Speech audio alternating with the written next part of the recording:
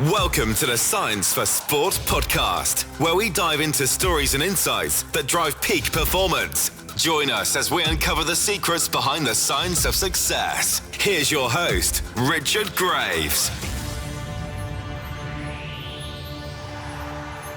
Hello and welcome to the Science for Sport podcast with me, Richard Graves.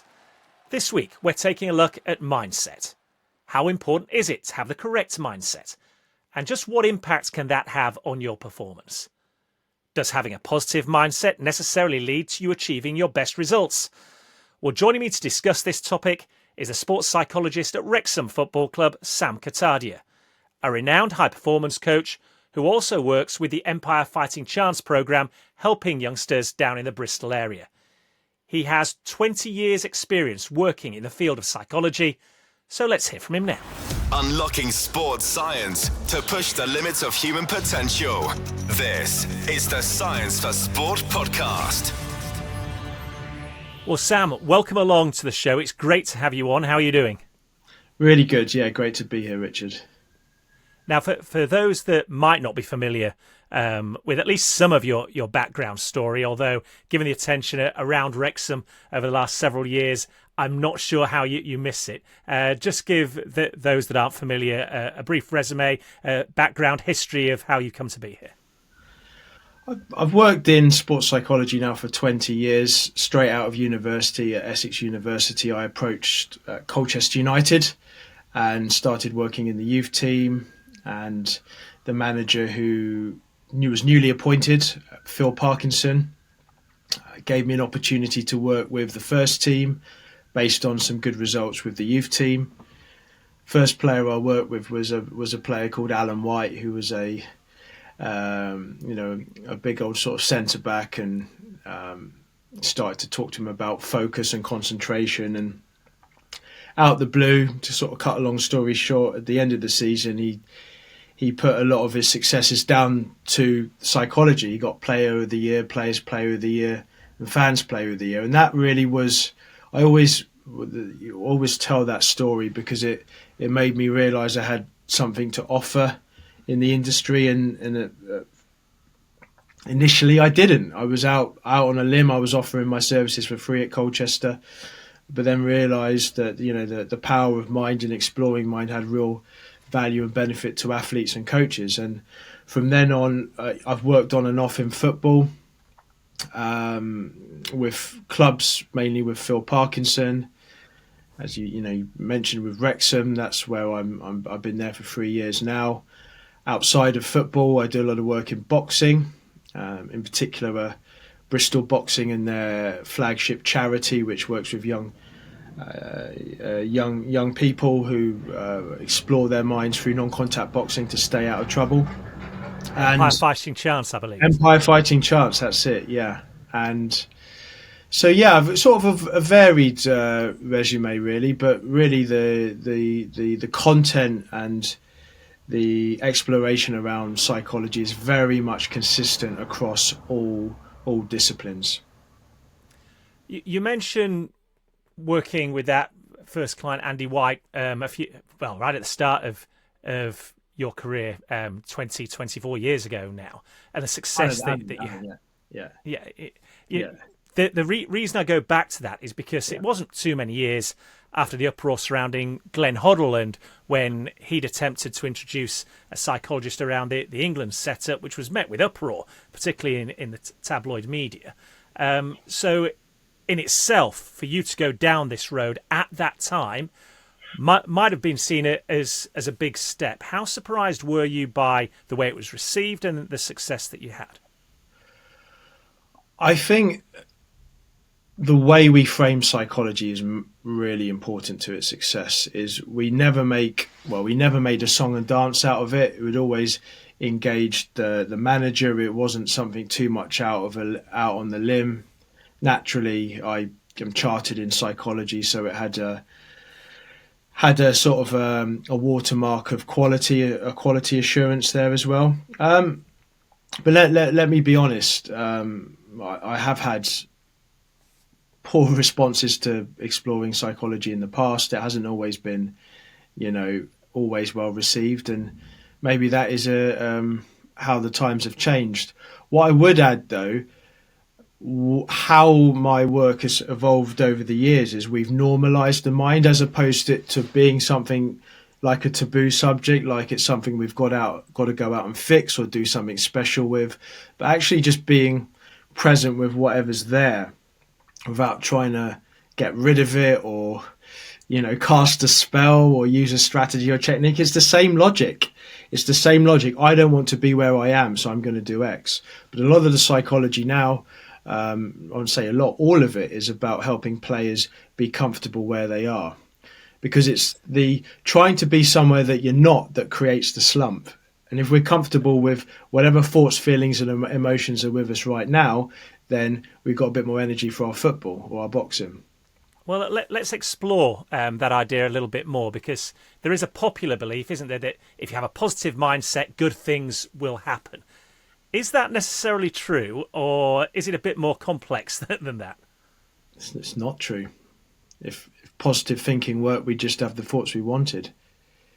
That in itself sounds controversial, because I can hear people up and down the country listening to this screaming probably at whatever device they're listening to this podcast on, saying this is a lucrative industry. People wouldn't invest in psychologists if that was not true. Expand on that a little bit more for us. It's a lucrative industry because there's never an answer. There's always a new self-help book. So the very fact that it's a lucrative industry qualifies my point. If there was hard and fast ways to lift up that car bonnet and get the engine right, then we'd all have the thoughts we wanted. There'd be a mechanism that we could modify. But what we are faced with is mental health getting worse, which, logically we might say, well, yeah, there's something really we've got to address more into mental health. But actually we do, but not in a way of trying to fix, but to try to understand, So I think what I'd say to anybody listening to this, as I'd say to the players, consult your direct experience. If that self-help book is the only and the last one you've read because it's sorted out the problem, great. If it ain't broke, don't fix it. Certainly in my experience, any attempt to control my mind and have the right thoughts, I might get a quick hit of relief, but it's never sustained, like that player relying on the rituals in the dressing room or exhausting their mind trying to have the right thoughts in the dressing room. It's just a plaster covering the wound, essentially, is what you're saying.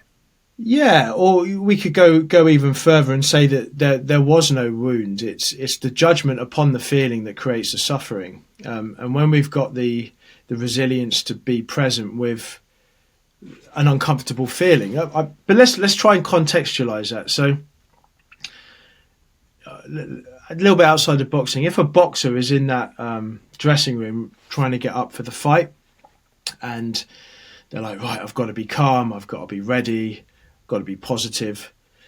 They are gassing in their heads, trying to get themselves right and exhausting themselves and wasting energy.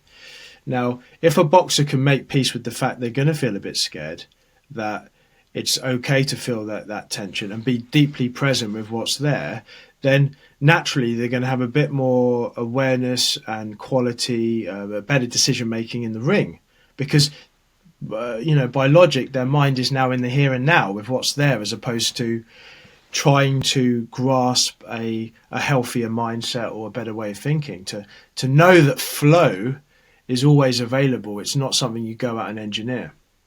It's about embracing the moment, then, is what you're saying. I know from my own background in broadcasting, it's something I've said a number of times, but equally I've heard elite-level athletes say the same sort of thing. Before a big event, a big broadcast, whatever the occasion might be, if there isn't just a tingle, a sense, a hint of nerves, then I will say, I don't feel like I'm going to perform at my best. Is this essentially the point you're getting to when you're saying it's all right to feel a little bit on edge? That's part and parcel of the scenario. I'd say that's definitely part of it. I'd go as far as to say it doesn't matter how you feel.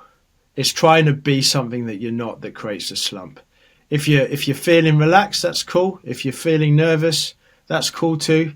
If you're feeling a little bit panicky, that's okay too. So it's really making peace with where you are and not trying to second guess yourself.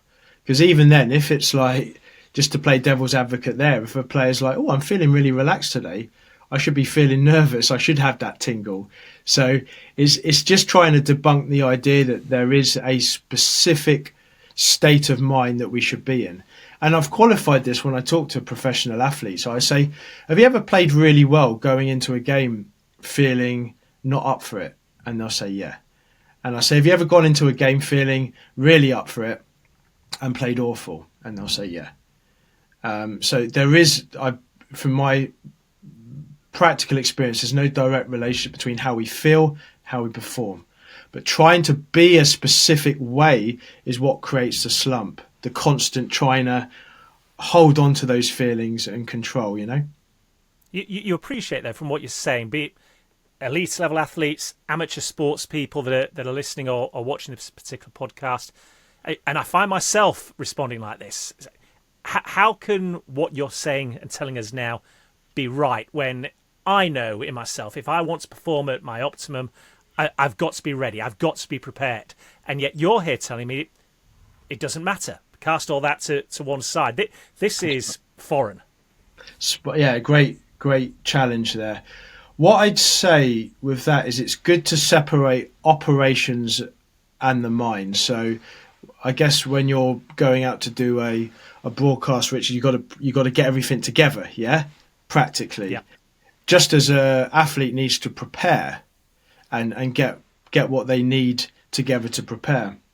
So it's when we rely on the operations to try and get ourselves in the right headspace. So I need to put my left shoe on first and then my right shoe, or when the operations becomes a bit of a crutch, that's when I'd say, well, hang on a minute here, is this purely about the operation, or are you bringing a bit of a superstition to the operation? So that's what I'd say. Always, like, we have to prepare, we have to show up, we have to bring our best self in practical ways, but know that the mind's cool. Leave that alone, take that out of the equation, and it does look after itself when we don't interfere with it. How do you focus then? If you're going to leave the mind to itself, the counter argument for me is, well, if you do that, then your mind can wander. You're not concentrating on the challenge in front of you, and yet we know that to be successful at the highest level, the very best athletes in whatever sporting sphere it might be, are laser focused on the moment. Be it a Tiger Woods in golf, a Patrick Mahomes, Tom Brady in the NFL, Pele in football. They have that knack of being able to laser in on the moment when it matters. Yeah, I think I'll give you an example. Like, if a coach says to a player, just relax, I need you to be calm, it sort of has the opposite effect. There's a tension. So if we take a world-class athlete like a Pele or Ronaldo, these thoughts might be there floating around, but they don't lock onto them. Now, if a thought buzzes around us that we don't like, or a noise in the crowd, or someone shouting at us, if we engage in that and try and do something about it, we have lost focus. So that's what I'd say focus is actually not minding that those sensations to be there. And because I'm so locked into my my instincts and my craft, that you're just not going to notice them. Now, if we make it a thing to saying, right, I've got to focus, I've got to cut out the noise, I've got to cut out the pressure, then that by itself takes us away from the craft. I guess what I'm saying is, if I'm really dialed in, you can have all sorts of noises going on and look like you are laser focused. But it's a slight paradox. You're letting everything be there like it doesn't matter. I know athletes that have got through performances with an injury, and the moment they step off that pitch, it's like, oh, my leg's really hurting here. So it's like, if we give certain experiences extra attention, then we lose focus. If we're so in the now, in that moment, then the qualities of response and decision making and flow like you described about being laser focused, are the symptom of that, as opposed to us doing anything particularly special. It looks like they've done something special, but they're just very good at what they do. And, like seeing a famous artist paint, they just could have all sorts of noise around them in the middle of a city, but they're just in their senses. And I think that's what makes someone world class. It's just they're just there, and whatever shows up can become part of the picture. Yeah, I'm going to date myself now, but I remember Marcus Trescothick, the former England opening batsman, talking about the 2005 Ashes series. And for those that will remember, I think it was the second test at Edgbaston, and England destroyed the Australian bowling attack on the first day. Trescothick makes a big score, and at the time he said he never felt as relaxed or as composed in the middle in his entire career as he did in that one innings. And throughout, he was playing a song in his head. Well, the two, in theory, don't go hand in hand, but it does bear testament to what you're saying, that you can have all the white noise going on, but when you're in that bubble, in that moment, nothing else actually matters. Exactly. And when you are completely there, you can have a song going on. Or like thinking about what I'm going to have for dinner tomorrow, So it does. Yeah, I love that. It does show you that just to be completely present with what's there, as opposed to second guessing yourself, is what's going to help an athlete at any level deliver consistently. We all know, if we follow football, the Wrexham story over the last several years with Ryan Reynolds and his partner coming in. His business partner coming in to turn around the fortunes of that football club, and they're challenging for promotion out of League One in English football once again this season. You're obviously a part of that, but right at the top of this chat we mentioned Empire Fighting Chance, based down in the Bristol area as well. Tell us a bit about the work you're doing there and what's been achieved. So Empire Fighting Chance is in existence because of a need of a lot of young people falling out of school, getting into knife crime, not being able to find that job, and really there's a lack of engagement for young people in that space. So Empire Fighting Chance run a program where they bring in a lot of these sentiments that we've already touched on into non-contact boxing. So sounds a bit of a contradiction, but it's a lot of pad work and a lot of bag work and all the disciplines of boxing. And you've got like 3 minutes of activity in a boxing round, and then you got 1 minute off. So mentors would work with these young people to help them understand their minds better in and around the wonderful boxing discipline of boxing. And I'll give you an example of one principle. So respecting and feeling fear, like not pushing fear away, which is very much like what we've been talking about. I see it's the same for world-class athletes, that if we build a wall with ourselves and our minds, we just move from pillar to post, from one expert to the next. And these kids that end up coming to Empire, I've seen therapists, psychologists, all sorts of a variety of different practitioners, and they're absolutely exhausted of this idea of mechanically trying to control their mind and, I'm an angry kid, I shouldn't be having these thoughts.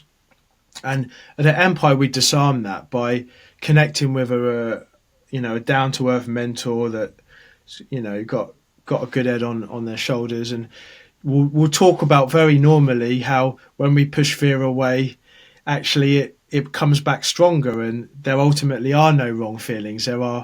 It's our judgment on them, and then you just see the relief on the young people's. They just light up. You see them smiling and being happy and enjoying themselves. And there's been no direct intervention. There's been no self-help book. There's been no, right, I need you to do these 10 things to sort your head out. We've just let them be themselves around having certain pieces of knowledge around what often doesn't work. And we now train up other organisations across the country, other boxing clubs, to deliver the programme, and community clubs. I think in our landscape, there's a lack of community centres for young people to go to. And I think your boxing community has been, been there for a lot of young people over the years, to again sort of harness that anger and that to build that discipline in life. So yeah, it's a really exciting, rewarding piece of work, but at the same time it helps me professionally, because what I might share with a player at Wrexham or a coach is no different that gets passed down from a coach to a young person at Empire, which for me qualifies the validity of it, that it's not a different content for one person as it is for the other. Yeah, I imagine it's incredibly gratifying when you're able to make that breakthrough with one of the youngsters. But I'm also interested when you say you see the correlation between working with an elite level athlete at Wrexham and youngsters involved in this scheme, because surely it must test your ability to use different methods, different ways to get across the same message, different techniques, if you like, in order to have that success, doesn't it? You're right. I think every individual's different, but the knowledge is the same. But naturally, how you plug in and meet that person is always going to be different. So it's always a challenge, even in the different players I might speak at Wrexham or the different coaches at Empire. You've just got to find an angle, and that I think that's where your coaching skills and connecting and meeting people where they are is important, rather than going too heavy and too philosophical quickly. You got to try and get those little hooks, and it doesn't always land, but that's just part of the process. And we've spoken a lot about working with youngsters, working with athletes. We haven't spoken so much about how you work in conjunction with the coaching staff at whatever organisation you happen to be at, because you need the buy-in from them as well. It's got to be a unified message, hasn't it, if you're going to be successful across the board? Absolutely. In some ways, the work from the coach is more important than myself, because you're trying to shape a culture. So going back, one of the pieces of knowledge we worked at Colchester United back in 2005 was with Phil Parkinson, was the importance of action, not outcome. A lot of players are like, we got to win, we got to get 3 points, we got to beat the opposition. But naturally taking our eye off what practical things we need to do to win that game, keeping your eye on your runner, staying on your toes. Because if a player focuses on those important practical building blocks, then the outcome is more likely to take care of itself, as opposed to going straight to the what we want to achieve. Looping back to what you're saying around coaches. So coaches would bring that piece of knowledge out onto the football pitch. So their knowledge would now be process-led, like all around what's within the athlete's immediate control. There'd be no talking if we got to get 3 points in the dressing room. It'll be about the actual nuts and bolts of winning that match. This is where I need to pick you up, because we hear all the time from managers and coaches, if results don't go the way they want on a day, they'll talk about the performance, pleased about the performance. And yet everybody in the industry of sport will say it's a results-driven business. So how do you, as a psychologist, manage to align the two to make it make sense to everybody? I think it's really important, and like at Wrexham, at Empire, that you really enjoy coming into work every day, that there's a real love for what you do, chatting to everyone, eating together, travelling together, really celebrating what psychologists would call intrinsic motivation, this kind of love of what you do in the craft. So I think naturally you can't avoid results. Yeah, they're going to be there in the newspapers, on the headlines. That is part and parcel of it. So you might as well just make peace with that. But what you can do on a day-to-day basis is keep that culture grounded and enjoying the craft and the process of getting better, sort of a growth mindset approach that we can always improve and develop and learn. And you've just got to keep, drumming that in, which kind of doesn't eliminate results, but what it does is I guess it softens results and actually helps you get the results you want as well. It's again a paradox. If you think about winning, it's going to help you, but actually, the less you go looking for it, the more likely it's going to show up. Easier said than done in some instances, no doubt. Listen, the time has flown by, but before I let you go, I've got to ask you first and foremost, what gives you most satisfaction? Obviously, making breakthroughs with individuals, as we've spoken about, but what do you enjoy most about operating with different organisations and different people? Rather than me saying to a player or an individual, why don't you do this, or try this, I just love individuals exploring for themselves. I love seeing that, and if that's the most satisfying part of my work, is helping individuals really square up to their direct experience, rather than bring some sort of radical message. Go, look, if this is working, great, crack on, but just be deeply honest with yourself. Question yourself, be inquisitive, have a logical mind, inquire, because it's those things around building awareness around performance which is going to lead us to the answer. Nothing I can impose on anyone, but providing a forum where coaches and athletes can explore for themselves is really rewarding, especially in a world where there's so much content. Absolutely, there is, and it's all so much closer to hand in the modern day era as well. And just finally, for any amateur psychologists, coaches listening to this, I know over the course of this discussion, you've turned the world of psychology upside down on its head to many listeners, no doubt. What would your one tip, your one piece of advice going forward to be successful be to them? To be yourself. When we look in our direct experience of moments of flow and connection and love and happiness and peace, where everything seems to have come off, ask yourself, did I micromanage that process, or did it just show up? So be yourself, and at every opportunity, question and explore respectfully. Like we've had a brilliant conversation here. We need to debate and challenge. So anyone who wants to be successful, really don't take anybody's word for it. Don't take my word for it. To be successful, being closer to yourself and following your heart is what it's all about. Yeah, that's a fantastic piece of advice to close on. Just quickly, Sam, if people want to find out more about what you're doing, want to follow your story along the way and things that are going on at Wrexham, amongst other places as well, where can they find you? You can just email me anytime, any questions. I always take them, because it's a real passion for me to have this conversation.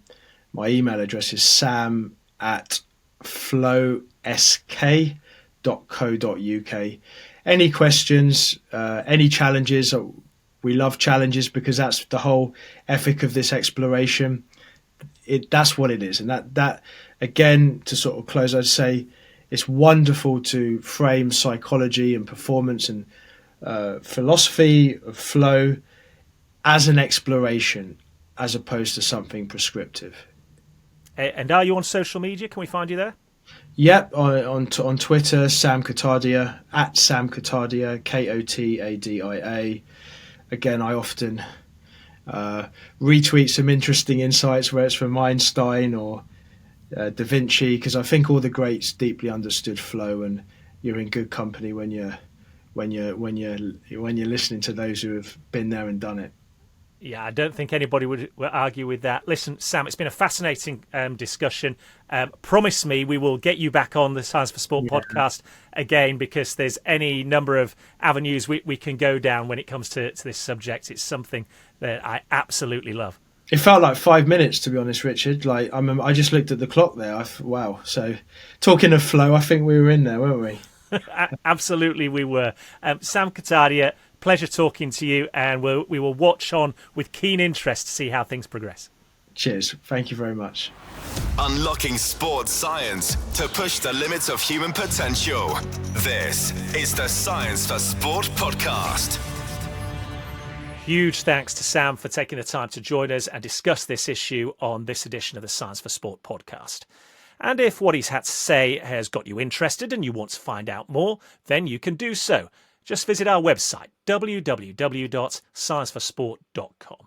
And if you've enjoyed this episode, then please do feel free to share it with a coach, a colleague, an athlete or a friend. Remember, the more downloads we get, the easier it is for us to then attract top-name athletes or professionals like Sam at the very top of their industry. Well, that is just about all from me for this week's edition. Until next time, when I look forward to talking to you again on the next edition of the Science for Sport podcast. Subscribe to the Science for Sport podcast now, wherever you listen to your podcasts. For more insights, resources, and to join the Academy, visit scienceforsport.com and connect with us on social media by searching for @ScienceForSport. Thanks for listening, and we'll see you next time.